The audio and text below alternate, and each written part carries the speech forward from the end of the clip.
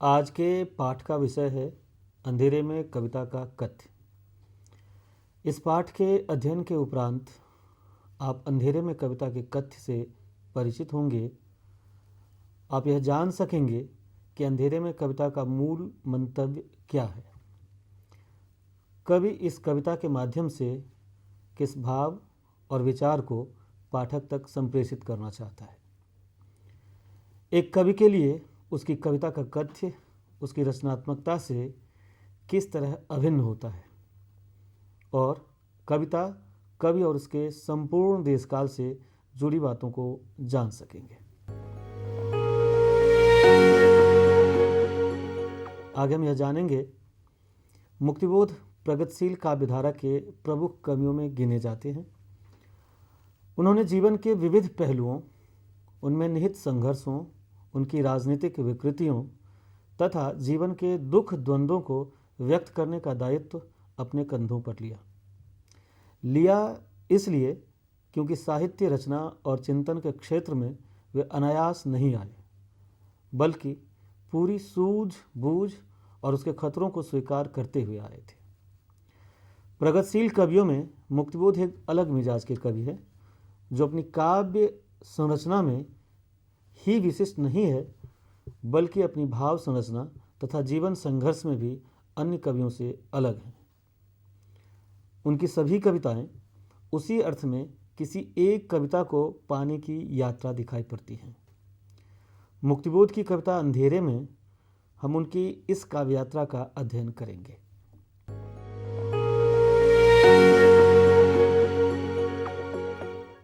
सवाल उठता है कि कविता का कथ्य क्या है। तो कथ्य क्या है से हम बात शुरू करें। एक रचनाकार अपनी रचना के द्वारा जिस अनुभव, विचार और दृष्टिकोण को व्यक्त करता है, वह उसका कथ्य होता है। इस बात को हम अन्य तरीके से भी समझ सकते हैं। यह दुनिया विविधताओं से भरी पूरी है। इसे अलग अलग कलाकार भिन्न भिन्न माध्यमों से बताने अथवा व्यक्त करने की कोशिश करता है, लेकिन माध्यमों की विविधता अथवा भिन्नता के बावजूद प्रत्येक रचना कुछ कहती है, एक संदेश देती है। इसे यूँ समझें कि हम एक सिनेमा देखते हैं, कविता पढ़ते हैं, चित्र देखते हैं या फिर भाषण सुनते हैं। इन सभी माध्यमों से हम कोई ना कोई भाव या विचार अवश्य ग्रहण करते हैं। वे भाव या विचार सिनेमा, कविता, चित्र अथवा भाषण की संपूर्ण बनावट के परिणाम होते हैं। जैसे कोई सिनेमा त्याग और प्रेम का संदेश देता है, कोई देश पर मर मिटने की भावना पैदा करता है, उसी तरह कोई कविता अपने देश काल परिस्थिति के बीच एक खास तरह का संदेश देती है। उदाहरण के लिए भारतेंदु के नाटक भारत दुर्दशा या अंधेर नगरी औपनिवेशिक भारत की देश दशा का विचार देते हैं। प्रेमचंद के उपन्यास गोदान और रंगभूमि उस यथार्थ को व्यक्त करते हैं जिसके तहत नई औद्योगिक सभ्यता भारतीय कृषि सभ्यता को रौंद कर अपनी जगह बना रही थी, जिससे भारतीय किसान जीवन की त्रासदी उभर कर सामने आती है। निराला की राम की शक्ति पूजा युग के अनुरूप नवीन मौलिक शक्ति साधना की साधना का विचार प्रस्तुत करती है। मुक्तिबोध ने अपनी कविता चकमक की चिंगारियां में अपने व्यापक उद्देश्य को स्पष्ट रूप से व्यक्त किया है कि व्यक्ति का व्यक्तित्वांतरण और सभी दुखी शोषित मानव के सुख की कल्पना ही उनकी कविता का लक्ष्य है। कि जिनका तप्त मुख कविता के माध्यम से कि जिनका तप्त मुख संवला रहा है धूम लहरों में, कि जो मानव भविष्यत युद्ध में रत है जगत की स्याह सड़कों पर, कि मैं अपनी अधूरी दीर्घ कविता में सभी प्रश्नोत्तरी की तुंग प्रतिमाएं गिराकर तोड़ देता हूँ हथौरे से, कि वे सब प्रश्न कृत्रिम और उत्तर और भी छलमय मेरे सभ्य नगरों और ग्रामों में सभी मानव सुखी सुंदर व शोषण मुक्त कब होंगे। अंधेरे में कविता मनुष्य के इसी व्यक्तित्वांतरण और समष्टि मानव के सुख की प्राप्ति की प्रतिक्रिया में लगातार संघर्षरत रहने की कविता है। इसे आप इस कविता को पढ़ने के क्रम में खुद जानेंगे और समझेंगे।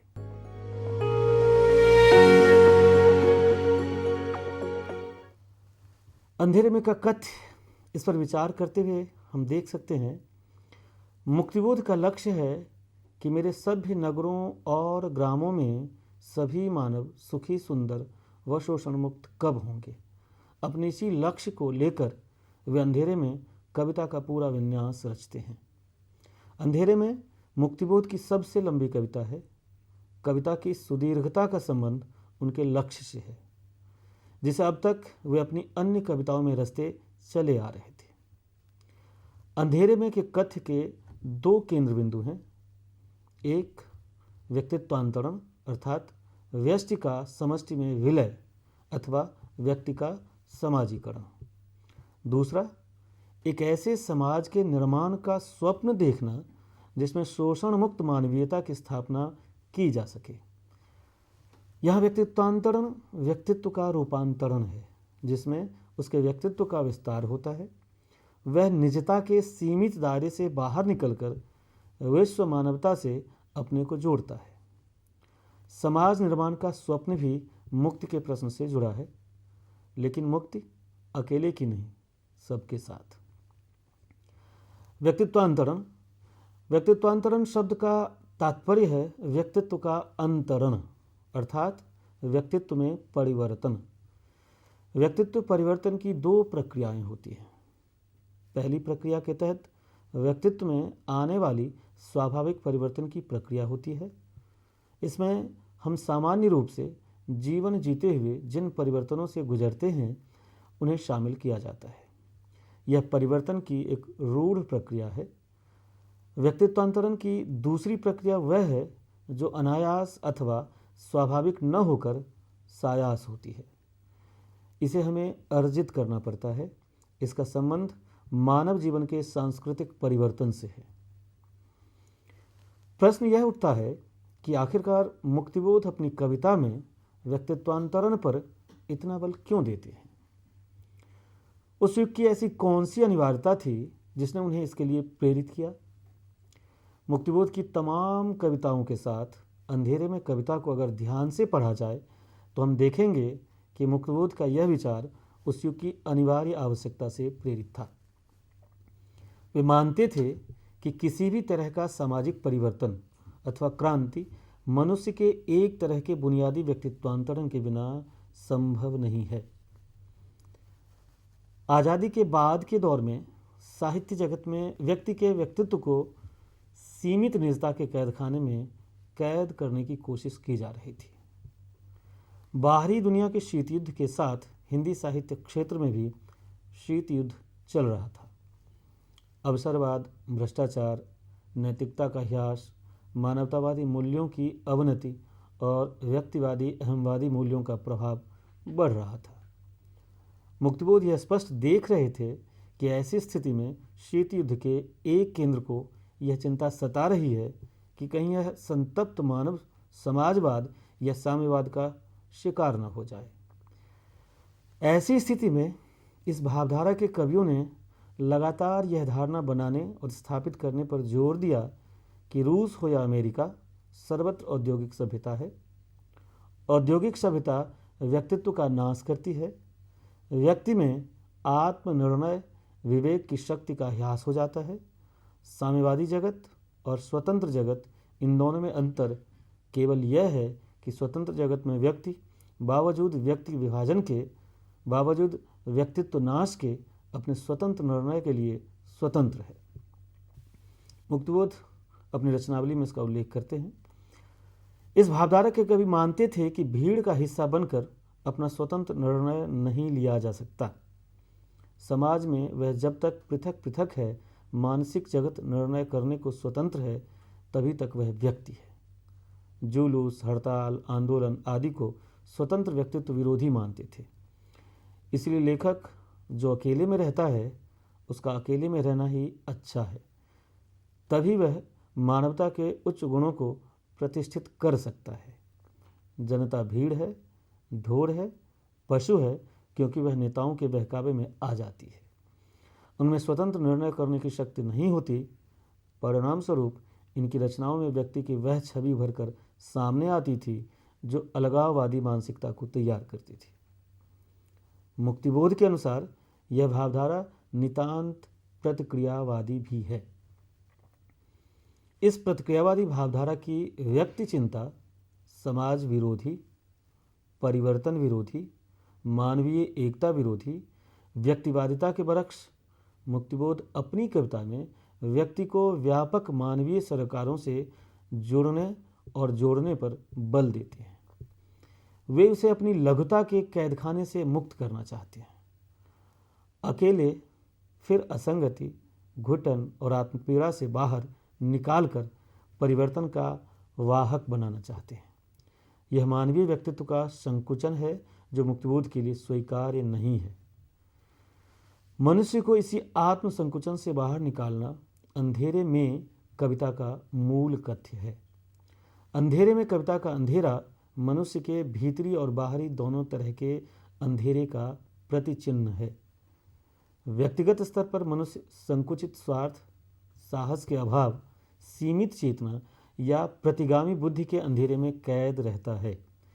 यह उसकी आंतरिक अथवा भीतरी प्रकृति का अंधेरा है।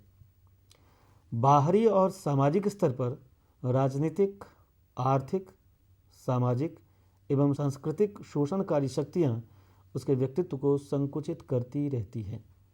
वे निज सेवा में नियुक्त कर, उसके तात्कालिक स्वार्थों को सिद्ध कर, उसे व्यापक जन सरोकारों की तरफ उन्मुख नहीं होने देती।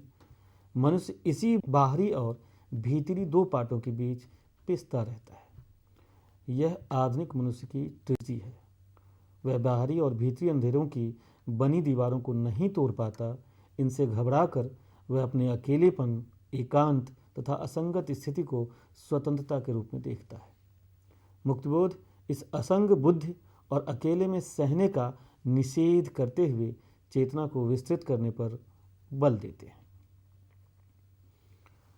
इस अर्थ में अंधेरे में कविता के मैं को सिर्फ मध्यवर्गीय, कायर, सुविधाजीवी व्यक्ति के प्रतीक के रूप में नहीं देख सकते, बल्कि जीवन की तमाम जटिलताओं, दुविधाओं, वर्गीय अंतर्द्वंद्वों से गुजरते हुए व्यापक जन सरोकारों के प्रति उन्मुख एक प्रगतिशील व्यक्तित्व की निर्मित के रूप में देख सकते हैं। उसे सिर्फ आत्मविभाजित, आत्मनिर्वासित या आत्मनिर्वासित व्यक्ति की अस्मिता की तलाश के रूप में देखना अस्तित्ववादी व्यक्तिवादी धारणा में अपघटित कर देना होगा। यह व्यक्ति न वर्तमान ग्रस्त है, जैसा कि उसे लघु मानव के दायरे में कैद कर वर्तमान ग्रस्त बनाने की कोशिश की जा रही थी, और न अतीत के मोह में बंधा घिरा है। यह अतीत से संबद्ध वर्तमान की आलोचनात्मक समीक्षा करता हुआ प्रगतिशील मानव भविष्य के लिए अग्रसर होता हुआ सामाजिक संघर्ष में शामिल होता है और सोचता है, हम कहाँ नहीं हैं, सभी जगह हम, निजता हमारी, अग्नि को लेकर मस्तक हिमवत, उग्र प्रभंजन लेकर डर, यह बिल्कुल निश्चल भीषण शक्ति को धारण करके आत्मा का पोशाक दीन व मैला विचित्र रूपों को धारण करके चलता है जीवन लक्ष्य के पथ पर। यही है व्यक्ति का व्यक्तित्वांतरण, अपनी निजता, अकेलेपन, एकांत, लघुता के एहसास से बाहर निकलकर स्वयं को उत्तुंग शिखर से नीचे उतार कर पूरी दृढ़ता, आत्मविश्वास के साथ जन सामान्य के संघर्ष और लक्ष्य को पाने के लिए जीवन पथ पर चल पड़ना। एकांत की लघुता और आत्मदया तथा व्यर्थ के अहंकार से स्वयं को मुक्त करना है। यहाँ प्रश्न उठता है कि मुक्तिबोध एक तरफ कामायनी का पुनर्मूल्यांकन करते हुए मनु की आलोचना करते हैं, उसे अभिजात वर्ग का प्रतिनिधि बताते हैं, तो दूसरी तरफ अंधेरे में मनु को क्यों याद करते हैं? दूसरा प्रश्न यह कि वर्तमान मैं के संदर्भ में परंपरा और अतीत के चिन्ह मनु को याद करने की जरूरत क्यों पड़ती है? इन दोनों प्रश्नों के संदर्भ में अगर विचार करें तो दो बातें स्पष्ट होती हैं। पहली बात यह कि प्रसाद ने समीक्षा करते हुए मनु के रूप में जिस भारतीय मनुष्य की परिकल्पना की है वह अभिजात्य वर्गीय शासक सत्तावादी मनुष्य का प्रतीक है। वह भारतीय जनजीवन के संघर्ष पुरुष की छवि को नहीं उभारता। आधुनिक साहित्य परंपरा में मुक्तिबोध मनु के रूप में जन संघर्षी में मनुष्य की छवि को स्थापित करना चाहते हैं। दूसरी बात, मुक्तिबोध आधुनिक अतिवादी कलाकारों और बुद्धिजीवियों की तरह वर्तमान मनुष्य को परंपरा विच्छिन्न रूप में नहीं देखते। परंपरा के प्रति अंध विद्रोहवादी दृष्टि को वे नकारते हैं। वे परंपरा के भीतर से भी वर्तमान के लिए ऊर्जा ग्रहण करने पर बल देते हैं। उनकी नज़र में यह बात महत्वपूर्ण है कि हम परंपरा के साथ कैसा संबंध बनाना चाहते हैं। एक संबंध जयशंकर प्रसाद बनाते हैं तो दूसरा संबंध मुक्तिबोध। मुक्तिबोध मनु की इस छवि को निर्मित करते हुए दो कार्य करते हैं। पहला, वर्तमान मनुष्य को मनुष्यता के संघर्ष की दृढ़ परंपरा से जोड़ देते हैं, जिसे प्रयोगवादी कवि घुटन, संत्रास, पीड़ा, वेदना तथा मोहभंग की अंधी गलियों में धकेलकर दिशाहीन कर रहे थे। दूसरा, मनुष्य को लघुता की जगह उस पूर्णता की ओर ले जाने की कोशिश करते हैं जिसमें वह स्वयं को अपनी स्थूल शारीरिक और मानसिक दायरे से मुक्त कर व्यापक एक मानवीय चेतना का हिस्सा महसूस करे। इस तरह मुक्तिबोध कविता के आरंभ में परंपरा के झीने आलोक से निष्क्रियता, असमर्थता बोध और अकेलेपन के अंधेरों को सक्रिय सार्थक चेतना में बदल देते हैं। इसी सकर्मक चेतना को और पुष्ट तथा प्रतिबद्ध करने के लिए वे नज़दीक अतीत से तोल्स्टॉय, तिलक और गांधी को प्रतीकात्मक तरीके से रखते हैं। इस तरह मनु तोल्स्टॉय, तिलक, गांधी को आदर्श और संघर्ष पुरुष के रूप में अंकित करते हुए मुक्तिबोध वर्तमान मानव के लिए व्यक्तित्वांतरण की पृष्ठभूमि तैयार करते हैं। यह प्रक्रिया कविता के 6 खंडों तक चलती है। इसमें व्यक्ति मन कई बार संकल्प लेता है, फिर दम छोड़कर भागता है, क्योंकि उसका सुविधाजीवी मन संघर्ष, आंदोलन या क्रांति करने से डरता है। अंधेरे में कविता की अंतिम पंक्तियों पर यदि ध्यान दें तो पाते हैं कि मुक्तिबोध परम अभिव्यक्ति की बात करते हैं। स्वयं को उसका शिष्य बताते हैं और उसे अपना गुरु। उनके शब्दों में अनखोजी निज समृद्धि का वह परम उत्कर्ष, परम अभिव्यक्ति, मैं उसका शिष्य हूँ, वह मेरा गुरु है, गुरु है। फिर वे आगे लिखते हैं, परम अभिव्यक्ति लगातार घूमती है जग में, पता नहीं जाने कहाँ है वह। इसलिए मैं हर गली और हर सड़क पर झांक झांक देखता हूँ हर एक चेहरा, प्रत्येक गतिविधि, प्रत्येक चरित्र, वह हर एक आत्मा का इतिहास, हर एक देश व राजनीतिक परिस्थिति, प्रत्येक मानवीय स्वानुभूत आदर्श, विवेक प्रक्रिया, क्रियागत परिणति। इस काव्य पंक्ति में परम अभिव्यक्ति को जिस तरह रूपायित किया गया है वह किसी व्यक्ति छवि का प्रतीक नहीं बनती है। वह व्यापक जन सरोकारों से युक्त मानवीय चेतना है। चूँकि यह चेतना है इसलिए व्यक्ति का भी हिस्सा है और जन समाज का भी। वह व्यक्तित्वांतरण, परिवेश, परिस्थिति और अपने व्यक्तित्व से संघर्ष तथा अपनी परंपरा से प्रगतिशील तत्व ग्रहण करने की प्रक्रिया से संभव है। उसे परम इसीलिए कहा गया है क्योंकि वह इस सभी मनुष्य में निहित अभिव्यक्त की चेतना से युक्त है। इस व्यक्तित्वांतरण को जब आलोचक सिर्फ मनः संघर्ष के स्तर पर देखते हैं तो उन्हें उसमें अस्मिता की खोज, रहस्यवाद या फिर सिर्फ समकालीन भूगोल का नर्क दिखाई पड़ता है। वास्तविकता यह है कि इसका संबंध संपूर्ण जीवन संघर्ष से है। यह अंधेरे में कविता के एक अन्य कथ्य की तरफ संकेत करता है जो व्यक्तित्वांतरण का ही एक विशेष पहलू है। आधुनिक मनुष्य में संघर्ष की जिस चेतना का विकास हुआ उसे वैज्ञानिकता से लैस करने में 3 दार्शनिकों का विशेष योगदान है। डार्विन, फ्रायड और मार्क्स। डार्विन के विकासवाद ने अस्तित्व के लिए संघर्ष की धारणा को और फ्रायड के मनोविश्लेषणवाद ने मन संघर्ष की धारणा को स्थापित किया। मुक्तिबोध के रचनानुभव पर इन तीनों का प्रभाव है। अपने युग के अन्य साहित्यकारों से वे इस मामले में भिन्न हैं कि उन्होंने किसी एक ही धारणा को मानवीय अस्तित्व का सच स्वीकार नहीं किया। आधुनिक चेतन मनुष्य अपनी अस्मिता के प्रति सचेत भी है और स्वयं को लेकर उसके मन में कई तरह के प्रश्न भी उठते गिरते रहते हैं। वह यह भी जानता है कि मनुष्य ने एक लंबी सांस्कृतिक यात्रा के बाद समाज, राष्ट्र और विश्वबोध की भावना अर्जित की है। उसका मानवीय अस्तित्व व्यापक सामाजिक अस्तित्व से अविच्छिन्न रूप से जुड़ा हुआ है और इसकी रक्षा और विकास के लिए मनुष्य को निरंतर संघर्ष करना पड़ता है। यही कारण है कि अंधेरे में कविता में संघर्ष एक अन्य केंद्रीय तत्व के रूप में दिखाई पड़ता है। संघर्ष को एक ठोस भूमि प्रदान करने वाली विचारधारा के रूप में उन्होंने मार्क्सवाद को स्वीकार किया। मुक्तिबोध विकासवाद से प्राकृतिक वर्ण की जगह सामाजिक वर्ण की धारणा लेते हैं। इसी आधार पर वे रात में निकलने वाले जुलूस, जो कि सामाजिक परिवर्तन की धारणा से रहित है, को किसी मृत्यु दल की शोभा यात्रा कहते हैं। मनोविश्लेषण के माध्यम से वे व्यक्ति की वर्गीय कमजोरियों का विश्लेषण करते हैं, जिसका पता चलने पर व्यक्ति आत्मग्लानि अनुभव करता है।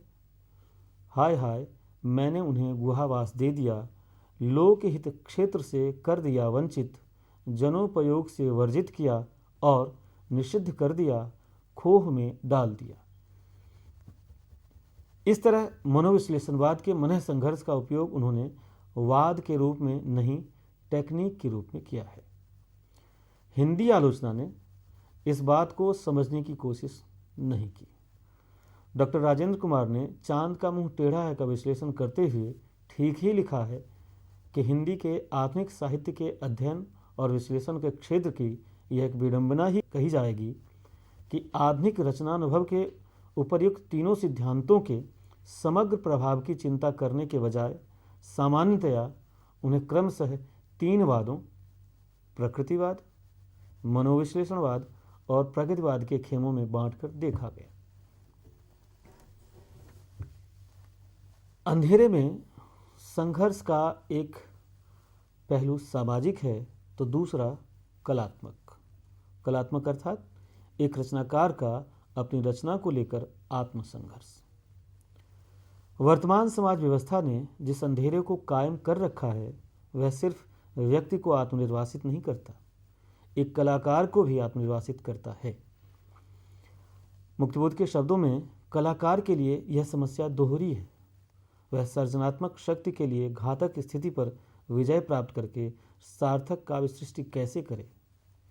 परिवेश और परिस्थिति मनुष्य के व्यक्तित्व, उसकी मनुष्यता और उसकी सृजनात्मक प्रतिभा दोनों के लिए घातक है। इसलिए कवि अभिव्यक्ति का संकल्प अनुभव करता है।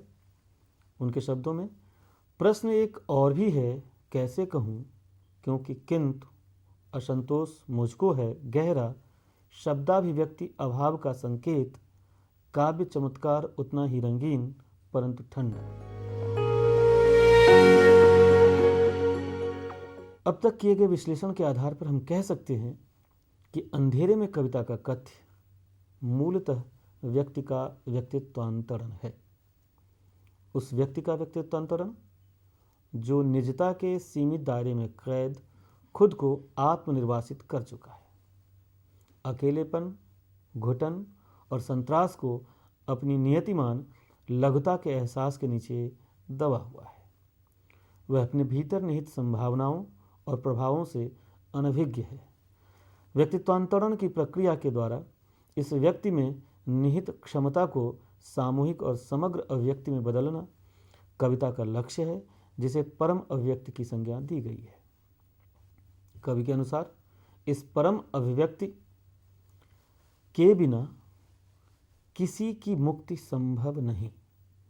यह मुक्ति अकेले की नहीं, समग्र मानव समाज की है। कवि का लक्ष्य है कि मेरे सभी नगरों और ग्रामों में सभी मानव सुखी, सुंदर व शोषण मुक्त कब होंगे। वह मृत्यु शोभादल में शामिल लोगों से अलग जनसाधारण के बीच अपने को देखता है।